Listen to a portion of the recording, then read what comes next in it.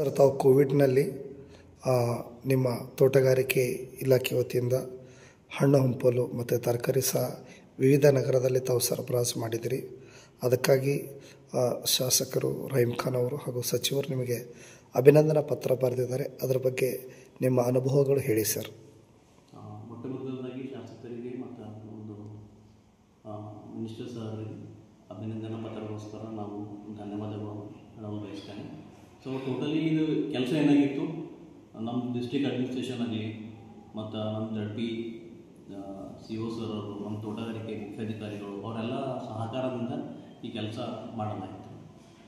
ಇದು ಕೆಲಸ ಯಾಕೆ ನಾವು ಮೀನು ಮಾಡಿದ್ವಿ ಅಂತಂದ್ರೆ, ನಮ್ಮ ರೈತರು ಆ ಸಮಯದಲ್ಲಿ ಭಾಳ ತೊಂದರೆಯಲ್ಲಿದ್ದರು. ಸೊ ಅವರು ಬೆಳೆದಂಥ ಹಣ್ಣು ಹಂಪಲು ತರಕಾರಿಗಳು ಅಲ್ಲೇ ಕೊಡ್ತಾ ಇದ್ದವು. ಸೊ ಅವಾಗ ನಾವೇನು ಮಾಡಿದ್ವಿ, ನಮ್ಮ ಮೇಲಧಿಕಾರಿ ಜೊತೆ ಮಾತಾಡಿ ನಮ್ಮದೇ ಕಚೇರಿಯಲ್ಲಿ ಏನಪ್ಪ ಅಂದ್ರೆ ಒಂದು ಆಫೀಸ್ ಓಪನ್ ಮಾಡಿ, ಸೊ ರೈತರಿಂದ ಎಲ್ಲ ಅವರು ಹಣ್ಣು ಹಂಪಲೆಲ್ಲ ಖರೀದಿ ಮಾಡಿ ಈ ನಮ್ಮ ಬೀದರ್ ಓಣೆ ಟೋಟಲಿ 34-35 ವಾರ್ಡ್ಸ್ ಅವ ಸರ್. ಅಷ್ಟು ವಾರ್ಡ್ಗಳಲ್ಲಿ ಹೋಗಿ ನಾವೆಲ್ಲ ಸಪ್ಲೈ ಮಾಡಿ ಸರ್. ಸಪ್ಲೈ ಮಾಡಿ ಮನೆ ಸಪ್ಲೈ ಮಾಡಿ ಸರ್. ಬಂದಂಥ ಹಣ ತಿರುಗಿ ವಾಪಸ್ ಏನಪ್ಪ ಅಂದ್ರೆ ನಾವು ರೈತರಿಗೆ ಕೊಟ್ಟಿವಿ ಸರ್. ಆ ಸಮಯದಲ್ಲಿ ಸಾಕಷ್ಟು ಜನರಿಗೆ ಎಂಪ್ಲಾಯ್ಮೆಂಟ್ ಕೊಟ್ಟಿವಿ ನಾವು. ಸರ್, ನಿಮಗೆ ಏನೇನು ಸಮಸ್ಯೆ ಉಂಟಾಯಿತು ಆ ಸಮಯದಲ್ಲಿ? ಸಮಸ್ಯೆ ಫಸ್ಟ್ ಟೀಮ್ ರೆಡಿ ಮಾಡೋಕ್ಕೆ ಸಮಸ್ಯೆ ಆಯ್ತು ಸರ್. ಆಮೇಲೆ ಯಾಕಂದ್ರೆ ಆ ಸಮಯದಾಗ ಭಾಳಷ್ಟು ಏನಪ್ಪ ಅಂದ್ರೆ ಕಂಟ್ಯಾಮಿನೇಟೆಡ್ ಇತ್ತು.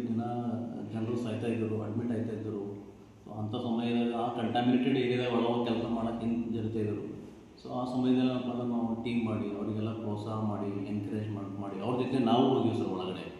ಸೊ ಅವ್ರ ಧೈರ್ಯ ಬರೋದು ನಾವು ಹೋಗಿ ಕೆಲಸ ಮಾಡಿ ಟೀಮ್ ರೆಡಿ ಮಾಡೋಕ್ಕೆ ಕೆಲಸ ಸ್ವಲ್ಪ ಕಷ್ಟ ಆಗಿತ್ತು ಸರ್.